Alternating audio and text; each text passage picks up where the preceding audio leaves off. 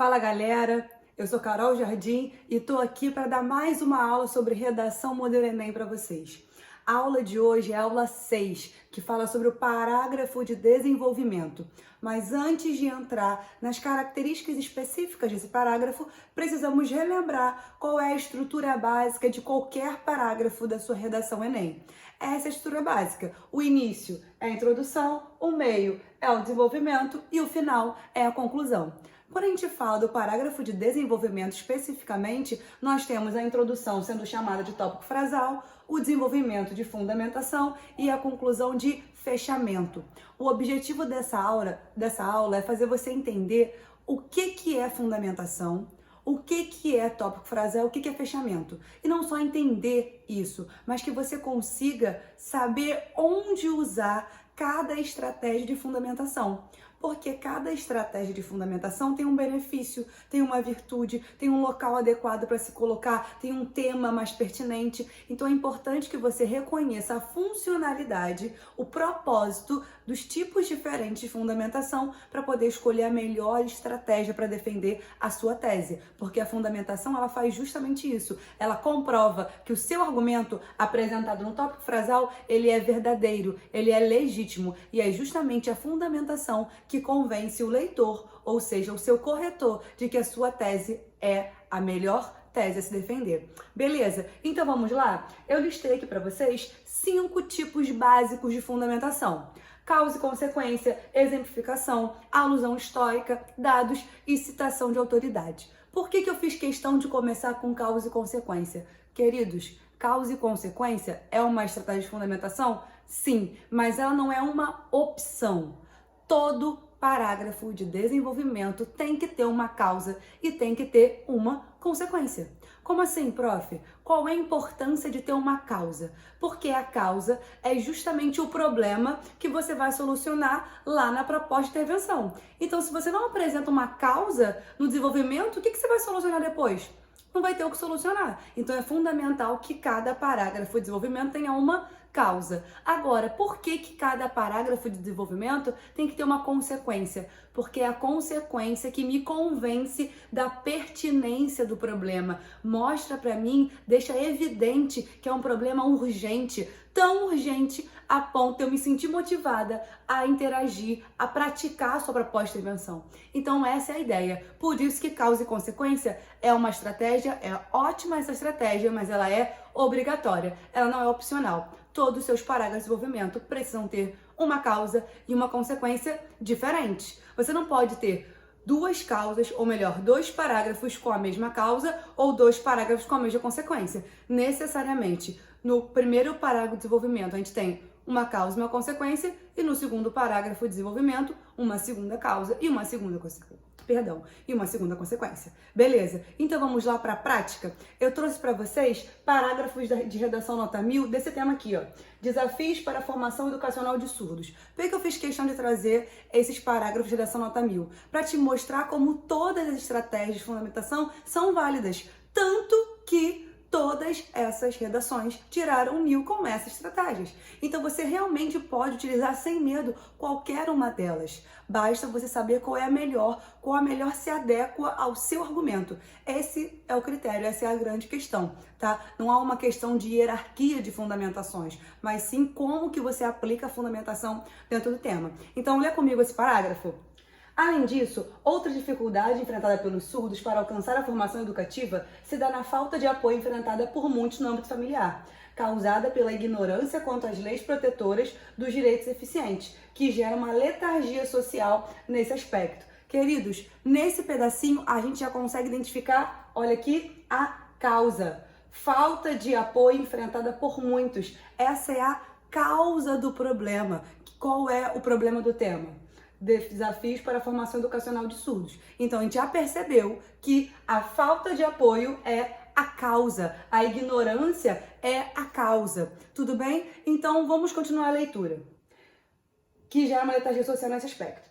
Esse desconhecimento produz na sociedade concepções errôneas a respeito do papel social do portador de deficiências, como consequência do descumprimento dos deveres constitucionais do Estado.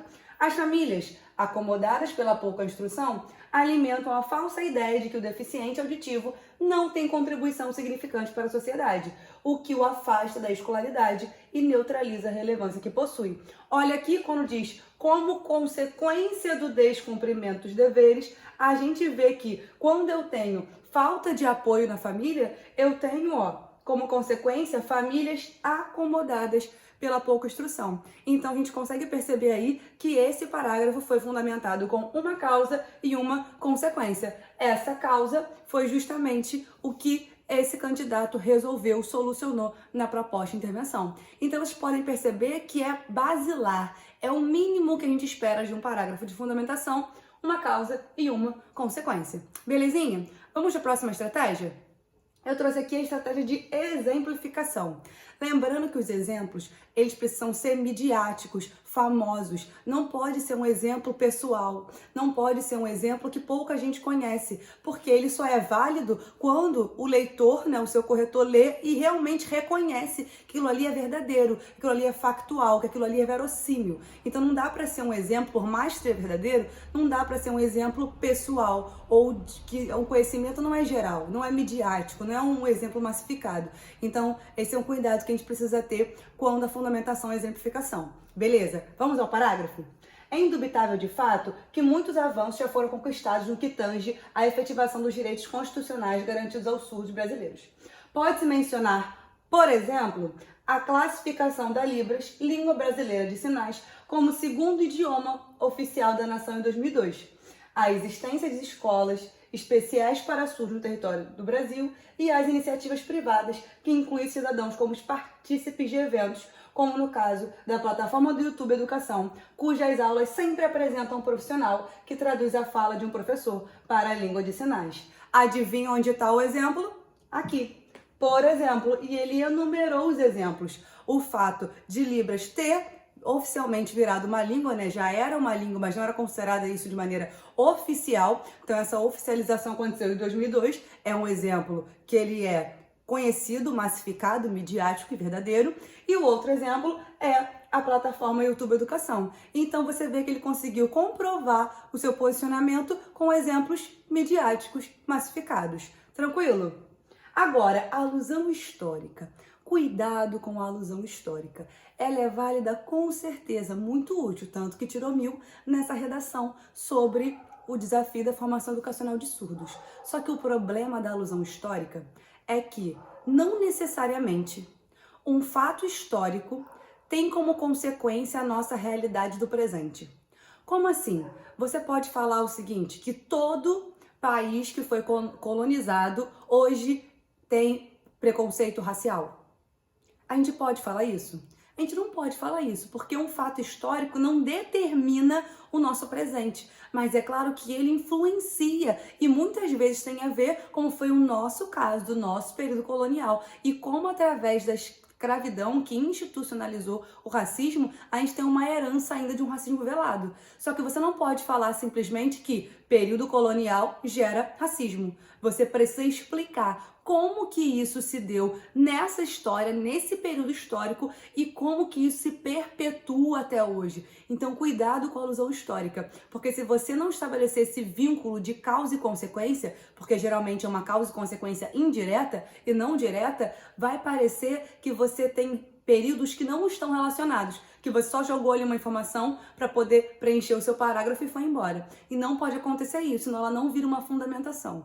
Outro perigo da alusão histórica, ela também é uma estratégia de contextualização, ou seja, se você não mostrar para mim a funcionalidade, a produtividade dessa alusão histórica no seu parágrafo, vai parecer que você está tendo, ou melhor, que você está escrevendo mais uma introdução. E você não pode ter 2 introduções na sua redação. Então, fique atento para a alusão histórica. Por isso que eu trouxe um exemplo de como usar efetivamente, de maneira útil, a alusão histórica sem cair nesses deslizes. Beleza? Vamos ler comigo?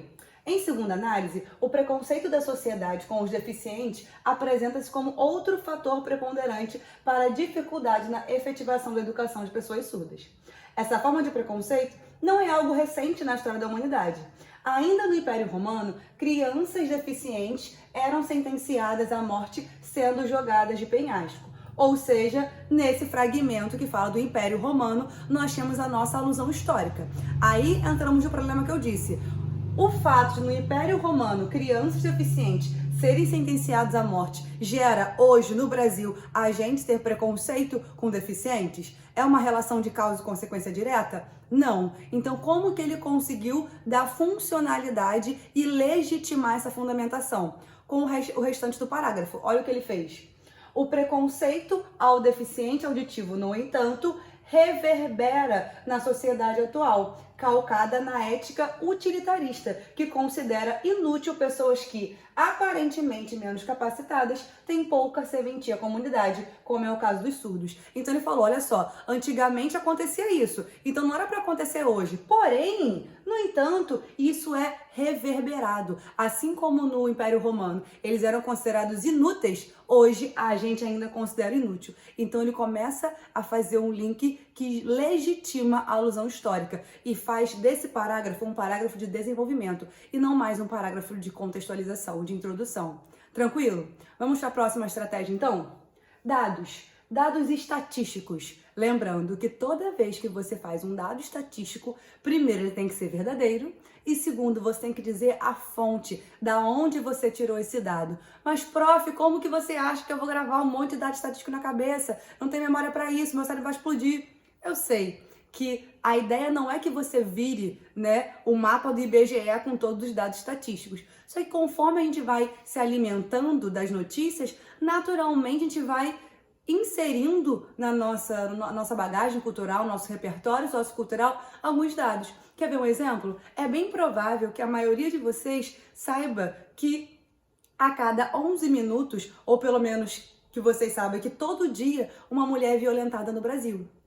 Esse dado mostra, eu saber esse dado, você saber esse dado, mostra indícios de autoria ou configura autoria, que é a competência 3. Por quê? Para eu saber esse dado, isso significa, né? Quando eu sei esse dado, significa que eu me interesso por esse assunto, que eu leio sobre esse assunto, que eu me alimento desse assunto.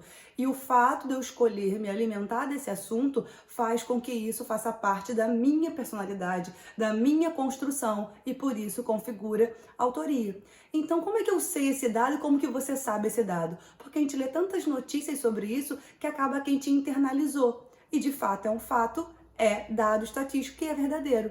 Então, o meu conselho para você não é tentar ficar memorizando, mas que você naturalmente leia noticiários, jornais de fontes confiáveis todos os dias para você conseguir se alimentar dessas notícias e fazer isso ficar no seu DNA e não só na sua memória, porque a nossa memória nos engana. Mas quando a gente faz essa alimentação da memória de maneira natural, aí sim isso marca a gente. Tranquilo? E outra dica, você pode tirar os dados estatísticos do texto de apoio. Pensa comigo, você acha que todas as redações nota 1000 que utilizaram dados estatísticos, esse candidato sabia tudo isso de cabeça?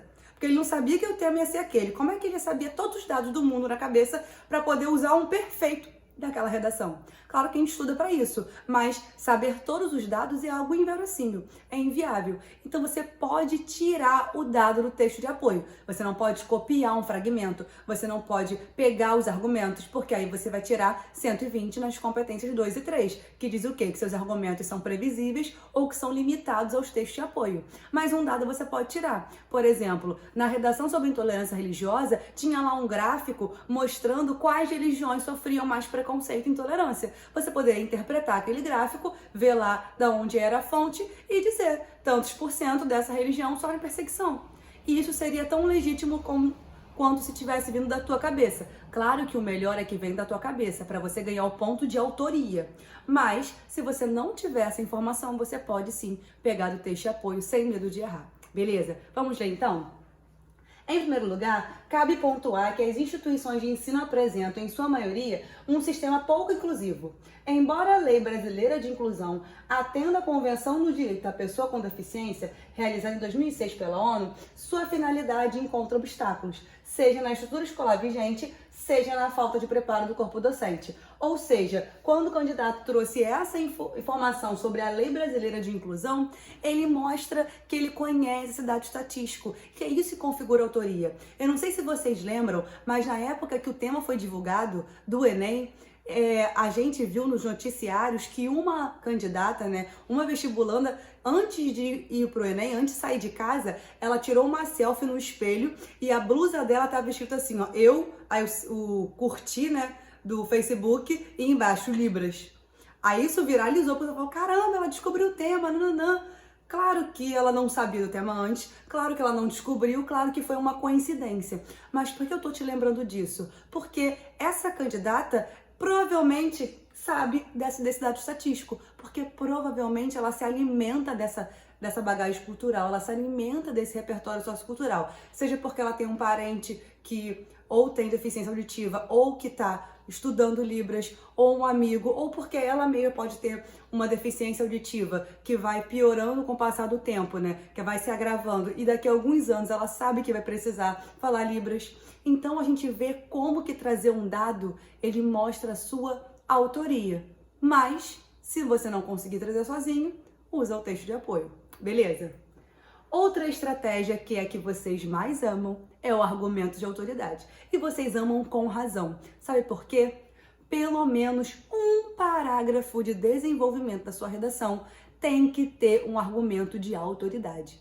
Por quê? O argumento de autoridade é uma informação transdisciplinar. É ela que garante os seus 200 pontos na competência 2. Por quê? Para você tirar 200, você tem que ter um repertório sociocultural produtivo. E um argumento de autoridade é justamente isso, porque é uma informação que poucos têm acesso. É uma informação erudita. Então é importante que você mostre pelo menos um argumento de autoridade nos seus parágrafos de desenvolvimento, para você chegar mais perto desses 200 pontos na competência 2. Por isso que ele é tão importante, por isso que ele é tão querido. Beleza? Vamos ver então um exemplo?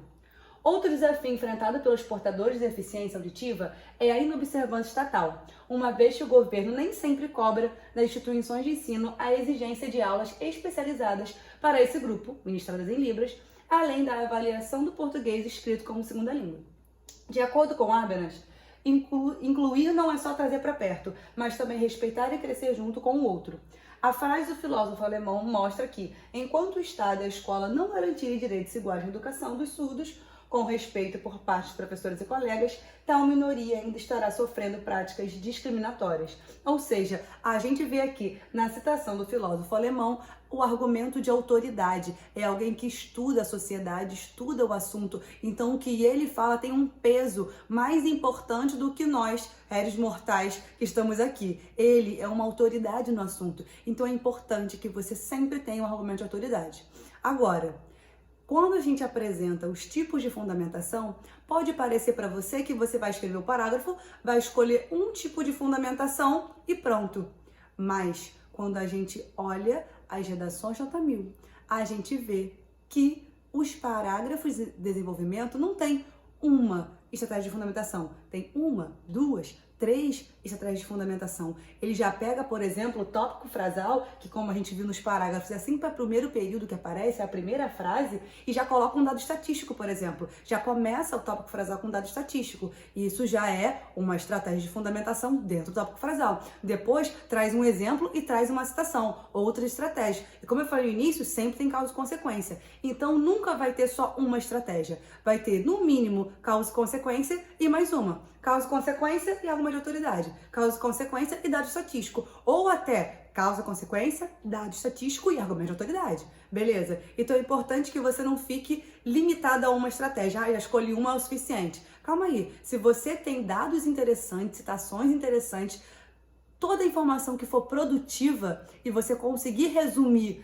em 6, 7 linhas, né? Porque a gente tem um limite de 30, coloca, porque vai dar mais peso para o seu parágrafo, vai encorpar a sua argumentação. Tranquilo? Então, nos parágrafos, a gente percebeu que toda a primeira frase que a gente leu era o tópico frasal. O tópico frasal nada mais é quando você escreve o seu parágrafo. Olha, nesse desenvolvimento eu vou defender esse argumento. Ponto. Nesse movimento eu vou criticar as escolas que não são inclusivas. Pronto. Isso é o tópico frasal. É uma linha e meia que você vai apresentar o argumento pra gente. A fundamentação é a prova de que seu tópico frasal é verdadeiro, é legítimo, e o seu fechamento você pode fazer de duas formas diferentes, com retomada do tema ou com fechamento genérico.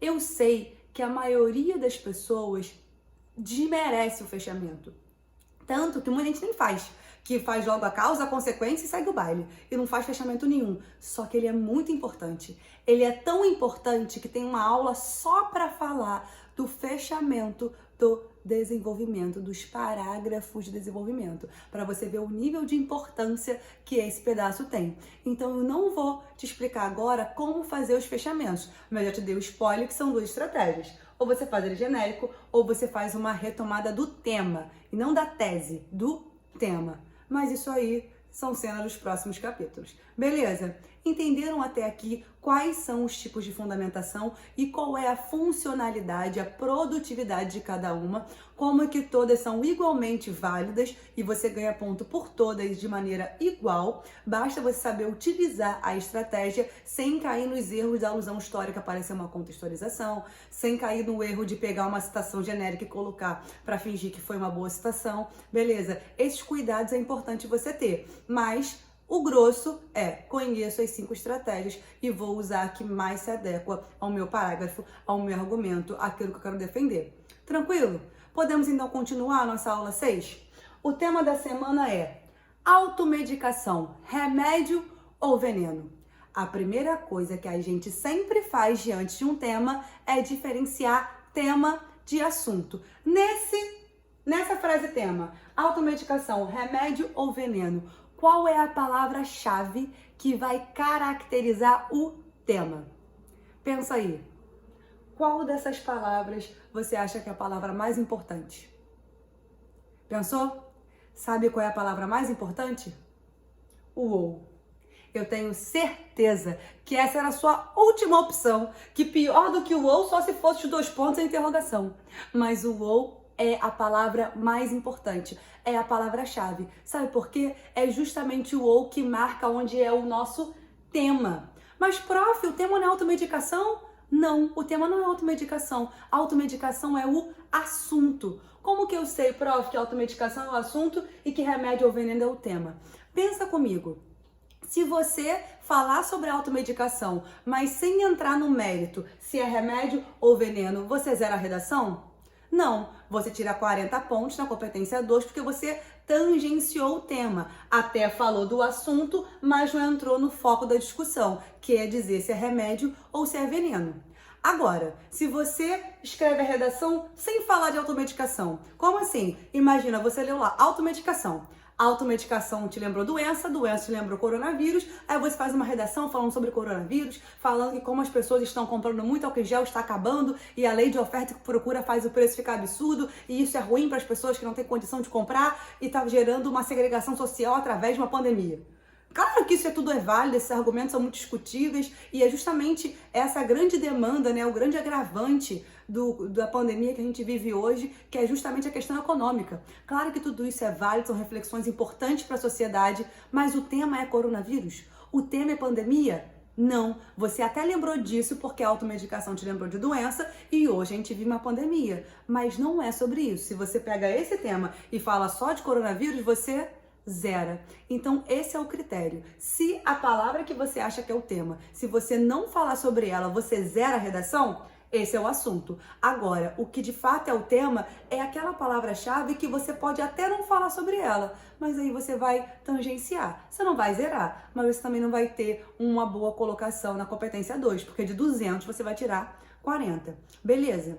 Agora que você entendeu por que remédio ou veneno é o tema e automedicação é assunto, eu vou te mostrar agora por que entre as palavras remédio, veneno e ou Eu escolhi o ou com a palavra-chave, porque o ou é uma conjunção coordenativa alternativa. Prof, que é isso? Tô aqui para te explicar, porque se eu não tivesse aqui para te ensinar nada, qual seria a minha funcionalidade aqui? Nenhuma. Então tô aqui para te lembrar o que é uma conjunção coordenativa alternativa. Conjunção é um conectivo, como a própria palavra diz, que liga orações ou liga termos independentes. Isso é uma conjunção, um conector, um link. O que é coordenativa? Significa que as orações que ela está ligando ou os termos que ela está ligando são termos independentes, que não estabelecem uma relação de subordinação. E o que é alternativa? É justamente o que o nome dá a dizer, que eu tenho alternativa 1 ou alternativa 2. A opção número 1 ou a opção número 2. Igual a sua prova objetiva. Por que a gente fala que a prova objetiva é uma prova de alternativa? Porque você tem lá 4 ou 5 alternativas, A, B, C, D e E. E você tem que escolher uma alternativa. A conjunção coordenativa alternativa faz justamente isso. Ela não deixa você escolher os dois ao mesmo tempo. Necessariamente você tem que escolher só uma opção. Lembrando disso, pensa comigo, quando ele diz remédio ou veneno, esse tema te dá a possibilidade de você ficar em cima do muro? Não, não te dá essa possibilidade. Ele te obriga a defender se é remédio ou a defender se é veneno. Então, por isso que essa conjunção é a palavra-chave, porque ela deixa explícito que o seu posicionamento tem que ser muito parcial. Ou defende 100% remédio ou defende 100% veneno. Agora, quando a gente fala de prova da UERJ, de fato, a UERJ permite que você defenda a posição que você quiser, independente de julgamentos posteriores do seu posicionamento. Você pode tirar 20 defendendo tanto a favor quanto contra. Como assim? Quando caiu o tema na UERJ falando o seguinte, essa era a seguinte frase-tema: se a gente podia, a problematização que ela trazia era a seguinte: se a gente podia cometer um crime para vingar outro crime. Essa era a pergunta. Olha que questão polêmica. Se é legítimo cometer um crime para vingar outro crime. E sabe qual foi o gabarito que a UERJ, sua linda, postou? Ela escreveu assim: o candidato podia ter um posicionamento favorável, contrário ou mediano em relação ao tema. Ou seja, o que a UERJ disse? Você poderia falar, sim, é válido, é legítimo cometer um crime para vingar outro crime. Você poderia falar, não, não é. Ou você poderia falar, depende. E com essas 3 respostas, você poderia tirar 20. Agora, essa é a realidade da UERJ. Essa é a realidade do Enem? Não, não é. Até porque o Enem é uma prova que alcança mais pessoas, que recebe uma mídia maior. Então é muito mais complicado ele dar margem para posicionamentos, não que não sejam legítimos, mas que sejam polêmicos, que vão de encontro a várias questões sociais, direitos humanos. Isso é mais complicado. Então o Enem, ele é tendencioso, ele te mostra qual é o posicionamento que você tem que defender, mesmo que você não concorde totalmente com ele. Ele faz isso ou na frase tema ou nos textos de apoio, porque por mais que o texto de apoio possa te mostrar o texto 1, o posicionamento favorável, e o 2, um posicionamento contrário, você vai ver que são 3 textos, e 2 são favoráveis e 1 é contra. Adivinha qual o posicionamento que você tem que defender? Favorável, porque a maioria dos textos de apoio defendem o tema, é favorável ao tema. Então a gente precisa perceber essa subjetividade. Qual é o posicionamento que o Enem espera que você defenda? Para te responder isso, eu quero que você conheça a seguinte dupla. Essa dupla tem vários nomes. Eu posso chamar de tema e rema, eu posso chamar de pressuposição e foco, eu posso chamar de fundo-figura. É um conceito da linguística textual, que a gente estuda como que o falante, ele estrutura a frase. Ele parte de alguns pressupostos na hora de criar a frase. E é por isso que o conceito, a dupla que eu acho mais didática é pressuposição e foco. O que é a pressuposição? É a informação dada, ou seja, informação conhecida. Eu começo a minha frase sempre com uma pressuposição, porque eu sempre parto desse pressuposto que você conhece a informação. Então, primeiro eu falo o óbvio, para depois falar, para chegar onde eu quero ir, para falar do que mais importa. Então, pensa comigo, se eu primeiro falo a pressuposição, que é a informação dada, que eu acho que é conhecida, para depois falar o foco, adivinha entre remédio ou veneno? Qual é a pressuposição? Remédio. Ou seja, o que o tema está dizendo pra gente? Que remédio é a informação conhecida, ou seja, que o senso comum, que a sociedade de maneira geral, parte do pressuposto que a automedicação é um remédio. Essa é a informação dada, é a informação conhecida. Se essa é a informação pressuposta, adivinha qual é o foco? Veneno. É a informação nova. Então, quando o Enem escolhe primeiro falar remédio e depois falar veneno, a gente consegue perceber que se todo mundo acha que é remédio, eu quero que você defenda que é um veneno. É só você pensar, se fosse ao contrário, traria outro efeito de sentido. Se fosse automedicação, veneno ou remédio? Quando eu falo veneno ou remédio, eu estou querendo dizer que, calma aí, vocês estão achando que é veneno, mas eu acho que é remédio. Então a gente já sabe que a gente tem que defender que a automedicação é um veneno. A gente sabe disso por dois motivos. Porque a conjunção coordenativa te obriga a ser 100% parcial, então você não pode ficar em cima do muro. E porque a linguística textual nos mostra que a pressuposição é a informação dada. Então ele não quer que você defenda a informação dada. Ele quer que você defenda a informação nova, porque a informação nova é o foco. Se é o foco, é o mais importante. Se é o mais importante, é o que você vai defender. Pegou essa dica? Sim? Então podemos ir para as nossas contextualizações possíveis?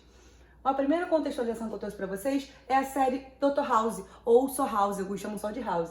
Por quê? Ela é uma crítica ao uso indiscriminado de remédios. Durante a série, quando a gente vê o Dr. House, vários pacientes que ele tem têm o seu diagnóstico agravado pela automedicação. Eles começam a se automedicar e isso gera consequências para aquele corpo, para aquele organismo. Ou seja, se eles não tivessem praticado a automedicação, seria mais sutil, mais suave aquele diagnóstico e mais fácil de tratar.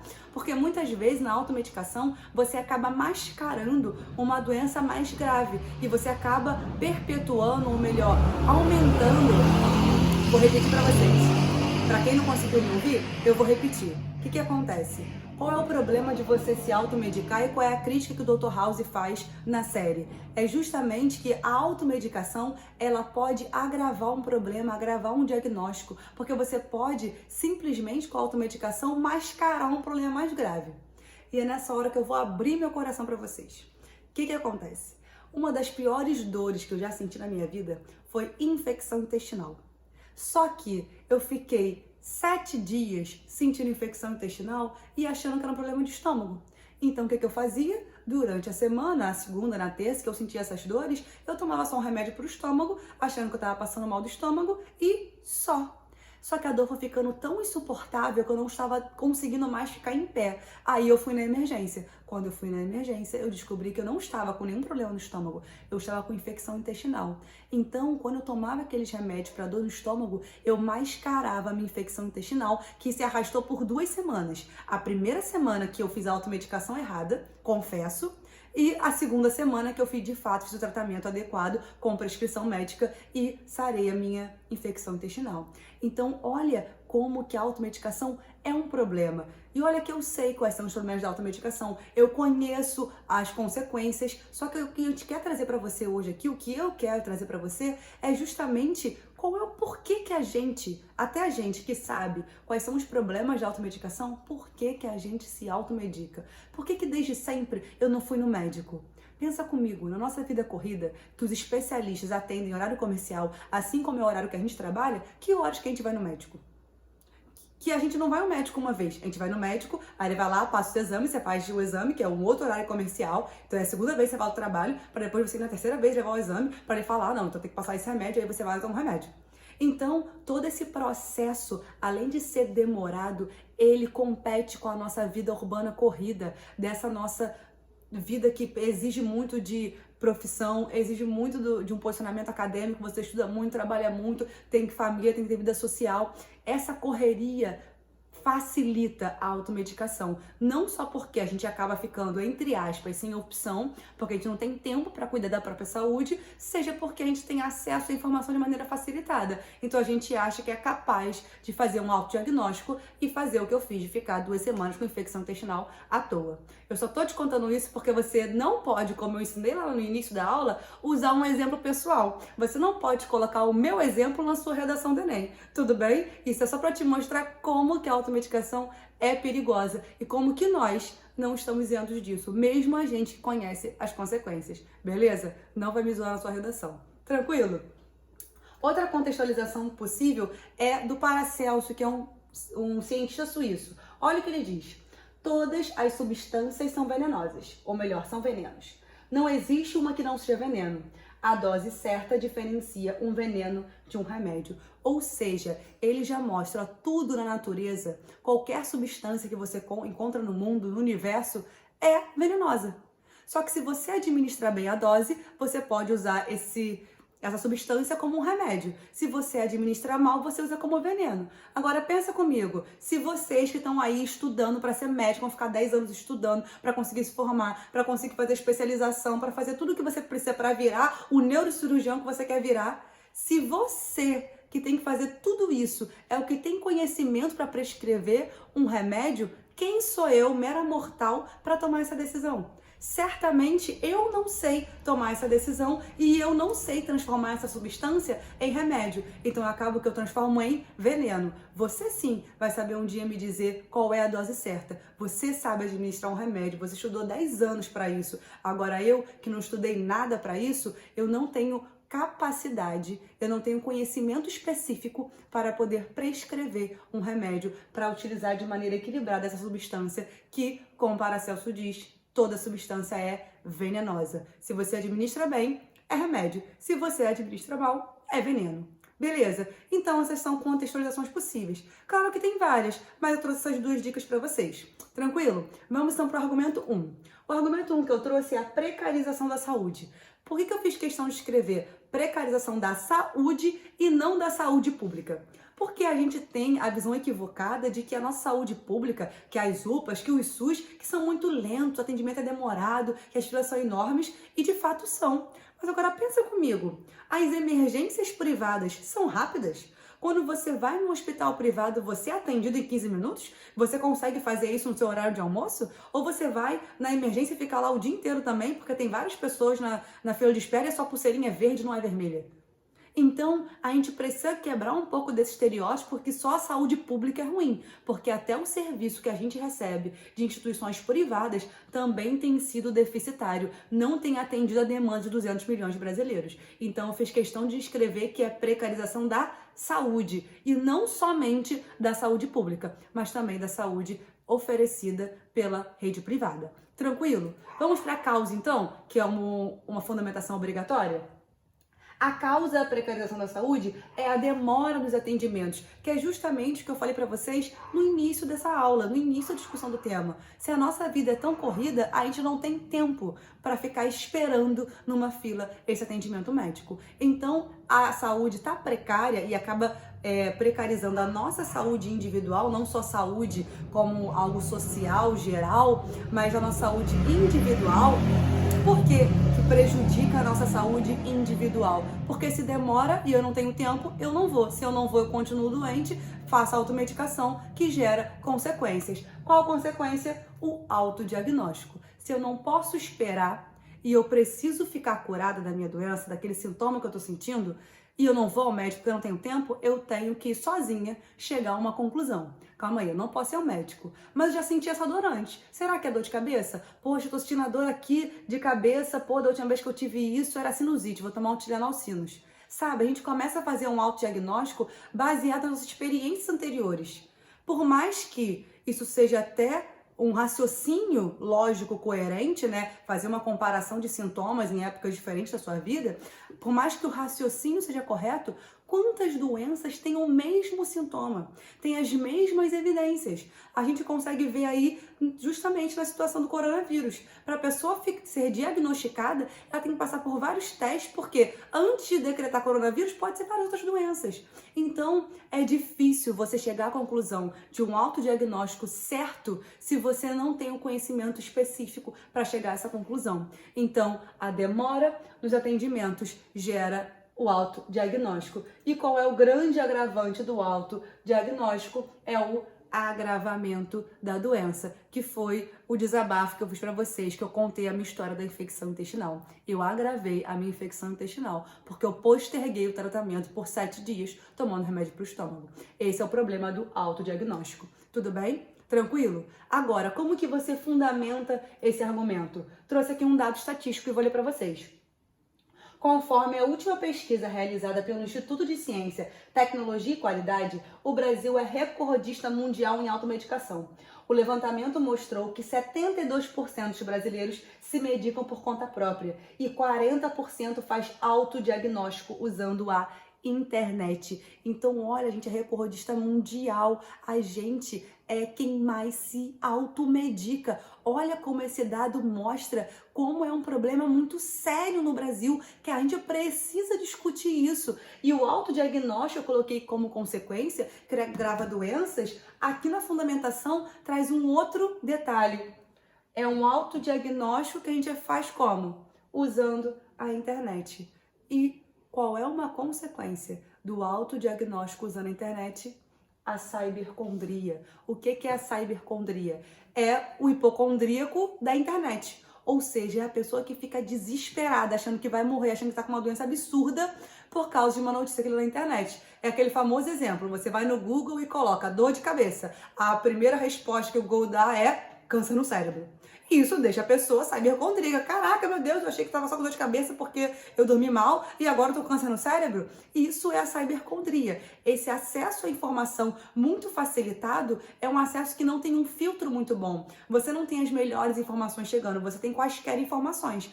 E uma dessas informações pode ser câncer no cérebro. Não que não seja uma informação coerente, porque como eu falei, o mesmo sintoma a gente tem que determina várias doenças. Então, a dor de cabeça pode ser, de fato, só sinusite, ou a dor de cabeça pode ser, de fato, câncer no cérebro. Beleza? Então, é válido essa postagem, é válido falar sobre isso. Só que quando você não tem um filtro para falar, não, claro que não é isso, é uma outra questão, que é justamente o conhecimento técnico que a gente não tem, a gente pode ficar cibercondríaco. Então a gente consegue, dessa forma, começando com precarização da saúde, demora de atendimentos, autodiagnóstico, chegando na cibercondria, terminar o nosso primeiro parágrafo de desenvolvimento. Então vamos para o segundo parágrafo. O argumento 2 que eu trouxe para vocês é a negligência pública. E botei entre parênteses a Anvisa, porque é importante a gente ser específico. Porque quando eu falo pública, pode ser qualquer esfera do governo. Mas eu quero falar especificamente da Anvisa, que é a Agência Nacional de Vigilância Sanitária. Por que ela negligencia e por culpa dela, muitas vezes, a gente tem esse alto índice de automedicação? Por causa disso aqui, ó. Poucas propagandas informativas e falta de fiscalização das farmácias. Por que essa causa está dentro da Anvisa? Porque é justamente a Anvisa que regulamenta as propagandas e fiscaliza as farmácias. Então, se tá faltando propaganda informativa e se as farmácias estão tendo um comportamento inadequado em relação à venda de remédios, quem que está negligenciando sua função? A Anvisa. Então a Anvisa precisa fazer mais propagandas informativas e precisa fiscalizar melhor as farmácias. Qual é a consequência de propagandas? Poucas propagandas informativas e não ter fiscalização nas farmácias. O surgimento de superbactérias. O que são as superbactérias? Quando você faz o uso inadequado de um antibiótico, você faz com que aquela bactéria não morra, mas que ela se fortaleça. E esse fortalecimento faz acontecer o fenômeno que a gente vai trazer mais para frente, que é a sua informação transdisciplinar da seleção natural, que gera as superbactérias. Eu trouxe para vocês aqui uma fundamentação com um exemplo que mostra justamente essa relação de causa e consequência. A lei de 2008, que foi difundida, foi encabeçada pela Anvisa, diz o seguinte: É obrigatório que em toda propaganda de remédio, no final da propaganda tem que ter essa advertência. Ao persistirem os sintomas, o médico deverá ser consultado. Parece, a priori, que é um bom conselho. Ó, persistir o sintoma, consulte o médico. É importante consultar um médico, né? É uma profissão legítima, uma profissão que é importante para cuidar da sua saúde, é uma pessoa que estudou para isso. Mas olha o que essa mensagem, essa advertência traz de informação para a gente. Quando ele fala, ao persistirem os sintomas, ele está partindo de qual pressuposto?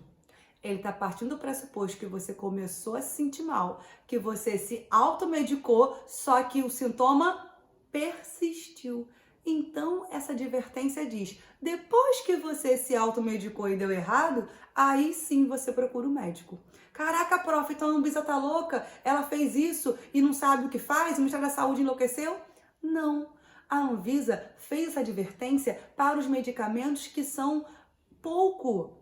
geram poucas consequências nos seus usuários. Então, quando você faz o uso de um remédio para dor de cabeça, por exemplo, ou quando você passa algum tipo de pomada para poder dar um relaxante muscular, ser algo para relaxar o seu músculo que está dolorido e tal, é um remédio que tem poucas consequências. Então, nesses casos, a Anvisa fala, poxa, é algo simples demais. Então, você pode usar um remédio para dor de cabeça e se continuar, aí sim você procura um médico, porque pode ser uma questão mais séria, igual o Google fala para você, que é câncer no cérebro. Beleza? Então, de fato, é uma advertência útil e legítima. O problema é, como a única propaganda que eles veiculam é essa daqui, a mensagem que passa para o telespectador é: primeiro se automedica, depois procura um médico. Só que precisava ficar mais claro para o nosso leitor, para o nosso telespectador, que essa advertência é só em casos de remédios específicos, que os remédios de tarja preta e vermelha não podem seguir essa orientação. Pelo contrário, eles precisam de prescrição médica e é ilegal a venda desses remédios. E é justamente esse remédio, os remédios de tarja preta e vermelha, que a gente usa de maneira adequada, sem prescrição médica, que a farmácia vende ilegalmente pra gente, que geram as superbactérias. Tudo bem? É o uso inadequado de antibiótico que faz isso. Então é importante ter isso em mente para a gente não usar essa propaganda de maneira a desvalorizar a advertência da Anvisa. É uma advertência muito útil, mas eu preciso de mais propagandas para poder deixar claro que é só alguns medicamentos que cabem nessa advertência. Outros medicamentos não é se persistirem os sintomas, é ao surgirem os sintomas, o médico deverá ser consultado, porque você precisa de uma prescrição médica. Beleza? Vou trazer outras fundamentações. Uma que eu dei o spoiler lá no outro slide é a seleção natural de Darwin. Quando você vai provar que existem superbactérias, você traz essa informação trans, citando a seleção natural, dizendo como que esse processo acontece. E quando eu estou falando de uma turma que quer medicina, é claro que isso aqui vocês vão tirar de letra muito melhor do que eu. Beleza? Mesmo assim, eu trouxe ainda uma outra estratégia de fundamentação. Lembra que eu falei que você pode usar mais de uma fundamentação por parágrafo? Então, eu te trouxe 3. Olha esse dado. A Organização Mundial da Saúde estima que no ano de 2050, caso não sejam tomadas ações efetivas para controlar os avanços da resistência de antimicrobianos, que é justamente os antibióticos, 10 milhões de pessoas irão morrer por ano por conta de infecções por micro-organismos resistentes, ou seja, por conta das superbactérias. Uma a cada 3 segundos. Uma pessoa a cada 3 segundos vai morrer porque um dia ela fez uma automedicação equivocada que gerou superbactéria. Olha como é que isso é importante. E, para mim, o dado que é mais chocante. Esse número de uma pessoa a cada 3 segundos morrer, esse número superaria a mortalidade relacionada ao câncer, atualmente com 8 milhões de óbitos por ano. Então, olha como é sério a automedicação que gera superbactérias. A gente pode, com esse comportamento de hoje, gerar um futuro que tem mais mortes por superbactérias, ou melhor, por não conseguirmos tratar, acabar com a infecção trazida pela superbactéria do que pelo câncer. Olha como que é importante, como que esse dado ele pode acrescentar, dar mais valor à sua citação trans de Darwin. Beleza? Podemos então para a nossa proposta de atenção? A primeira proposta que eu trouxe é justamente falando do Ministério da Saúde e da iniciativa privada. Porque lembra que eu falei, quando eu coloquei o argumento 1, precarização da saúde, eu estava querendo dizer saúde pública e saúde privada? Então vamos lá? Esses são os agentes. Quando a gente fala de um agente governamental mais a iniciativa privada, é a famosa parceria público-privada, que o Estado vai fazer uma parte e que a iniciativa privada vai fazer outra parte. E o que eles poderiam fazer? Aumentar os postos de atendimento, tanto os postos de atendimentos públicos como as UPAs. Olha que paradoxal. Queridos, o que significa UPA? UPA significa unidade de pronto atendimento. Se a causa que a gente colocou no primeiro parágrafo de desenvolvimento foi justamente que o atendimento é demorado, a UPA é uma contradição. Em vez de ser uma unidade de pronto atendimento, em vez de ser uma UPA, tá virando uma USA, unidade sem atendimento. Porque demora tanto que a pessoa nem vai e se automedica. Então a gente precisa de mais UPAs para poder fazer ser coerente e legítimo esse nome. Beleza? Mais emergências privadas, porque como eu falei, a iniciativa privada também deixa a desejar, também tem um atendimento lento, e mais atendimento com especialistas, tanto na iniciativa pública quanto na iniciativa privada. Tudo bem? Então, o Ministério da Saúde com iniciativa privada pode trazer essa solução para o nosso problema 1, que é a precarização da saúde. Para o nosso segundo problema, que é o problema da Anvisa, a gente tem, obviamente, a Anvisa como agente, porque assim como ela gera o problema, ela também é o agente que soluciona o problema. E o que a Anvisa tem que fazer? Conscientizar e fiscalizar. Lembra que eram duas causas, uma falta de propaganda e outra falta de fiscalização de farmácia? Então ela tem que ter duas ações, conscientizar e fiscalizar. Como que ela vai conscientizar? Massificar as propagandas conscientizadoras sobre a automedicação. Foi o que eu falei. Em vez de só dizer, ao persistirem os sintomas, o médico deverá ser consultado, precisa conscientizar de como a automedicação é ruim, como a automedicação pode interferir no diagnóstico, pode agravar a sua doença, como a automedicação e o autodiagnóstico pode gerar sabercondria. Essas informações precisam ser massificadas. E quem é responsável por conscientizar a população em relação a isso?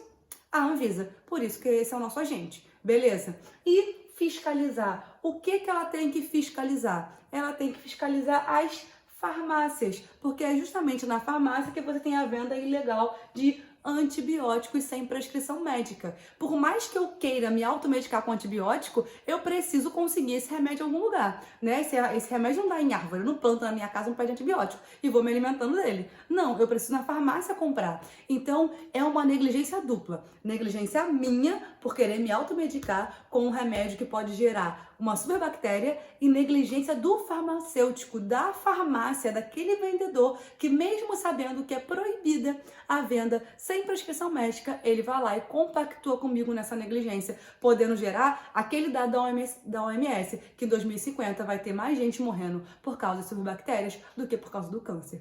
Então a gente vê como que os problemas são graves e como que as propostas de intervenções são bem úteis e necessárias. Tranquilo? Conseguiram entender um pouco melhor esse tema da automedicação, que tem tudo a ver com vocês? Que tem tudo a ver com a importância social que vocês têm pra gente? Pegaram essa vibe? Então, queridos, beijo, até semana que vem.